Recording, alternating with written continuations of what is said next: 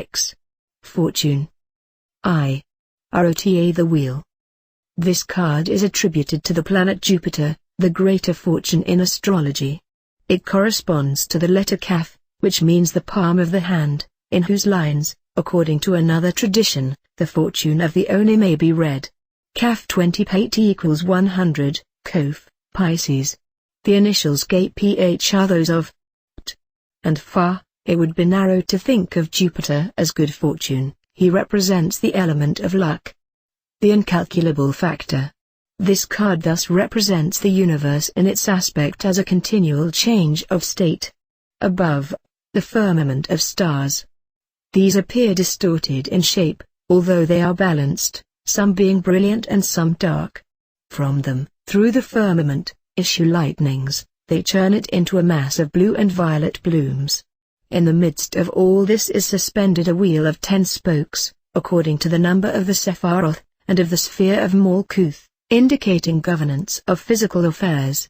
On this wheel are 3 figures, the sordid Sphinx, Hermanubis, and Typhon. They symbolize the 3 forms of energy which govern the movement of phenomena. The nature of these qualities requires careful description. In the Hindu system are 3 gunas, sattvas, rajas and tamas. The word guna is untranslatable. It is not quite an element, a quality, a form of energy, a phase, or a potential. All of these ideas enter into it. All the qualities that can be predicated of anything may be ascribed to one or more of these gunas. Tamas is darkness, inertia, sloth, ignorance, death and the like. Rajas is energy, excitement, fire, brilliance, restlessness. Sattvas is calm, intelligence, lucidity and balance. They correspond to the 3 principal Hindu castes. One of the most important aphorisms of Hindu philosophy is, the gunas revolve. This means that, according to the doctrine of continual change, nothing can remain in any phase where one of these gunas is predominant. However dense and dull that thing may be, a time will come when it begins to stir. The end and reward of the effort is a state of lucid quietude, which, however, tends ultimately to sink into the original inertia. The gunas are represented in European philosophy by the 3 qualities, sulfur, mercury and salt, already pictured in Attu I, 3 and 4. But in this card the attribution is somewhat different. The Sphinx is composed of the 4 cherubs, shown in Attu V, the bull, the lion, the eagle and the man. These correspond, furthermore, to the 4 magical virtues, to know, to will, to dare, and to keep silence. These are the 4 elements, summed in a 5th, spirit, to form the pentagram, and the magical virtue corresponding is ire, to go. To go is the token of Godhead, as explained in reference to the sandal strap or ankh, the crux ansata, which in its turn is identical with the astrological symbol of Venus, comprising the 10 Sephiroth. See diagram. This Sphinx represents the element of sulfur, and is exalted, temporarily, upon the summit of the wheel. She is armed with a sword of the short Roman pattern, held upright between the paws of the lion. Climbing up the left-hand side of the wheel is Hermanubis, who represents the alchemical Mercury. He is a composite god, but in him the simian element predominates. On the right-hand side, precipitating himself downward, is Typhon, who represents the element of salt. Yet in these figures there is also a certain degree of complexity, for Typhon was a monster of the primitive world, personifying the destructive power and fury of volcanoes and typhoons. In the legend, he attempted to obtain supreme authority over both gods and men, but Zeus blasted him with a thunderbolt. He is said to be the father of stormy, hot and poisonous winds, also of the Harpies. But this card, like Attu 16, may also be interpreted as a unity of supreme attainment and delight. The lightnings which destroy, also beget, and the wheel may be regarded as the eye of Shiva, whose opening annihilates the universe, or as a wheel upon the car of Jagannath, whose devotees attain perfection at the moment that it crushes them. A description of this card, as it appears in the vision and the voice, with certain inner meanings, is given in an appendix. R.O.T.A. The wheel, the vision and the voice, Forth fire, there cometh the peacock into the stone, filling the whole air. It is like the vision called the universal peacock, or, rather, like a representation of that vision. And now there are countless clouds of white angels filling the air as the peacock dissolves. Now behind the angels are archangels with trumpets.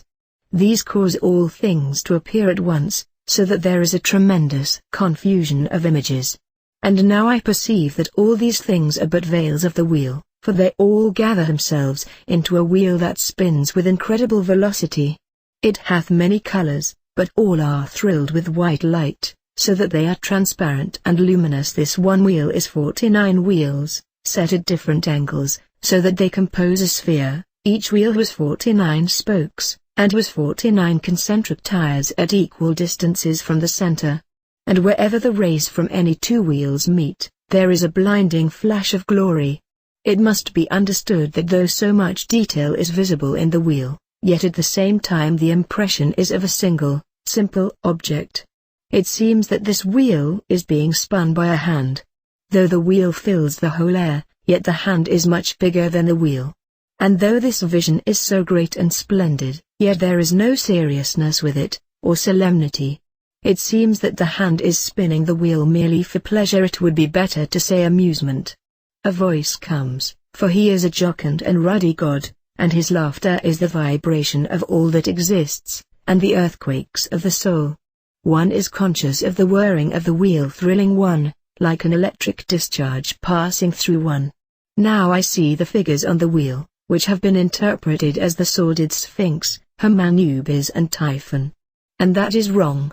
The rim of the wheel is a vivid emerald snake, in the center of the wheel is a scarlet heart, and, impossible to explain as it is, the scarlet of the heart and the green of the snake are yet more vivid than the blinding white brilliance of the wheel. The figures on the wheel are darker than the wheel itself. In fact, they are stains upon the purity of the wheel, and for that reason, and because of the whirling of the wheel, I cannot see them. But at the top seems to be the lamb and flag, such as one sees on some Christian medals, and one of the lower things is a wolf, and the other a raven. The lamb and flag symbol is much brighter than the other two. It keeps on growing brighter, until now it is brighter than the wheel itself, and occupies more space than it did. It speaks, "I'm the greatest of the deceivers, for my purity and innocence shall seduce the pure and innocent, who but for me should come to the center of the wheel. The wolf betrayeth only the greedy and the treacherous, the raven betrayeth only the melancholy and the dishonest. But I am he of whom it is written, he shall deceive the very elect. For in the beginning the Father of all called for lying spirits that they might sift the creatures of the earth in 3 sieves, according to the 3 impure souls. And he chose the wolf for the lust of the flesh, and the raven for the lust of the mind, but me did I choose above all to simulate the pure prompting of the soul.